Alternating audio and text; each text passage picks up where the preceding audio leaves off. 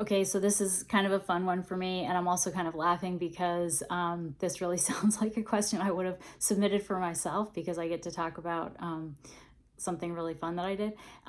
So the question is, I clawed my way back during the Hillside Cross race to get on the podium, and the question is, what was my mindset to pull that off? So to back up, what happened at the start of the Hillside race was I had a crash in like the third or fourth corner, and I got really tangled up in the tape. My shoe got unbuckled, and so by the time I had like physically or forcefully pulled my bike out of the tape and I had gotten my shoe back on and buckled, I had given the field about 20 seconds to the last rider. And so I was well off the back, and I was able to stay motivated and push really hard and get back up to third place in that race. So I will also add, I am really clear on the mistakes that I made that led to that crash. So that was part of my own,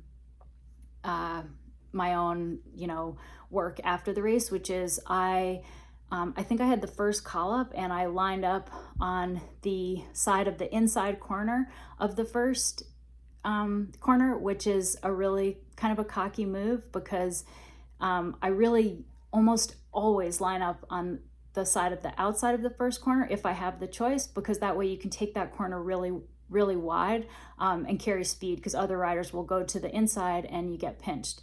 But I lined up on the inside because I had kind of unnecessary confidence that I could get to that corner first and take the inside line. That didn't end up happening. I had a really bad start. I got pinched on the inside corner, so now I was further back. I was frustrated. I started to panic, and I tried to make a really unnecessary pass in the corner where I eventually crashed. So that was my own work that I did after the race, to be like, there was no reason to be that panicked at the start of the race, because ultimately it put me in a much worse position.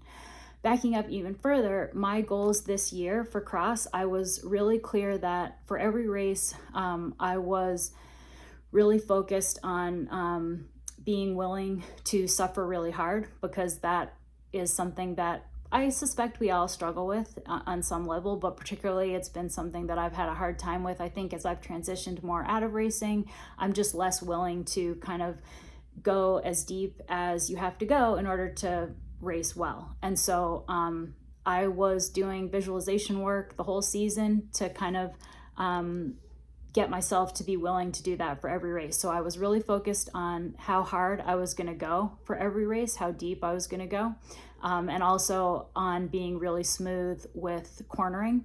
That's where I tend to excel. And I know that I work on it with visualization because I don't just rely on the fact that I'm good at it. I actively try to maintain that skill because it really makes all the difference.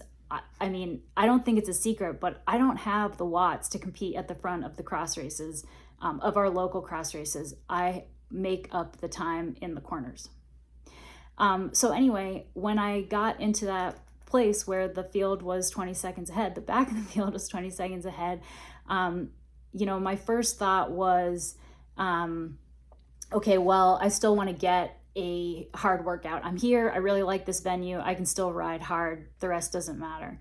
But having done all of that work on being focused on going deep and being smooth, none of that changed ultimately. All that changed was my position relative to the field. So I was still very capable of going hard. I was still very capable of cornering really smoothly. And so that's what I tried to do. And I started picking off riders, and I did change a little bit in that it became much more of a TT effort. I wasn't battling with people. I was trying to be as consistent with my energy as possible, because that I knew that was ultimately going to be the fastest.